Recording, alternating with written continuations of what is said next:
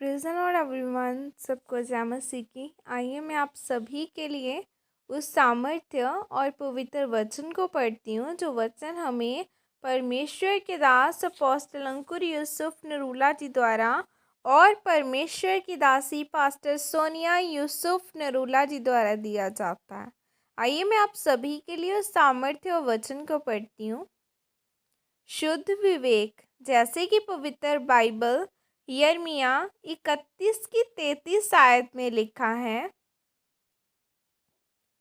परंतु जो वाचा मैं उन दिनों के बाद इज़राइल के घराने से बांधूंगा वह यह है, मैं अपनी व्यवस्था उनके मन में समवाऊंगा और उसे उनके हृदय पर लिखूंगा और मैं उनका परमेश्वर ठहरूंगा और वे मेरी प्रजा ठहरेंगे। यहोवा की यह वाणी है। आमीन। मेरे प्रियो, पुराने नियम में लोगों को यह व्यवस्था दी गई थी कि पाप न करना, चोरी न करना, व्यभिचार न करना, लेकिन फिर भी लोग चोरी करते थे, पाप करते थे और फिर बलियां चढ़ाकर पाप माफ करवाते थे। परमेश्वर ने उनको अलग अलग व्यवस्था में अलग अलग वचन दिए थे, लेकिन फिर भी उन लोगों के दिलों में पाप चलता ही रहता था। मेरे प्रियो, बाइबल में नए नियम में परमेश्वर ने कहा कि जो व्यवस्था अब मैं अपने लोगों को दूंगा वह मैं पत्थर के ऊपर नहीं बल्कि उनके दिलों के ऊपर लिखूंगा, जिससे कि उनका विवेक शुद्ध रहे। जिस तरह प्रभु यीशु मसीह ने हमेशा अपने विवेक को शुद्ध रखा और बाइबल में लिखा है कि प्रभु यीशु मसीह झील के किनारे थे और पार जाने के लिए उनके पास किश्ती नहीं थी। तब प्रभु यीशु मसीह ने पानी के ऊपर चलने का फैसला किया। ऐसी हिम्मत परमेश्वर के वचन पर अड़े और खड़े रहने से और अपने विवेक को शुद्ध रखने से ही मिलती है।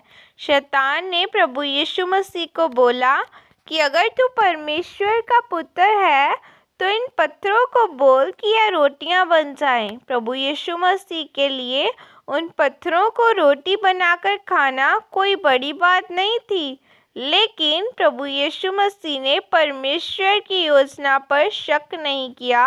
उन्होंने परमेश्वर के वचन पर विश्वास रखा, अपने विवेक को शुद्ध रखा और शैतान को परमेश्वर के वचन से भगाया और शैतान के ऊपर जीत प्राप्त की।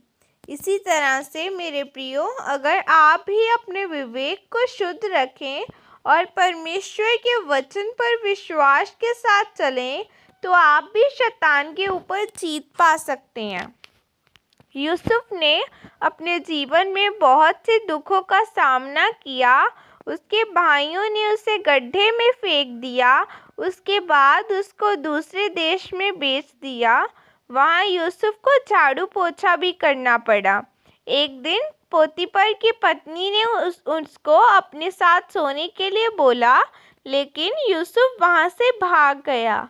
यूसुफ के विवेक को पता था कि जिस व्यक्ति ने मुझे सब कुछ दिया है और ऊंचा किया है, अगर मैं उसी की पत्नी के साथ सोकर पाप करूँगा तो मैं परमेश्वर से वह नहीं ले पाऊँगा जो परमेश्वर मुझे देना चाहते हैं। उसने अपने विवेक को पाप करके अशुद्ध नहीं किया, इसीलिए परमेश्वर ने उसको ऊंचा किया।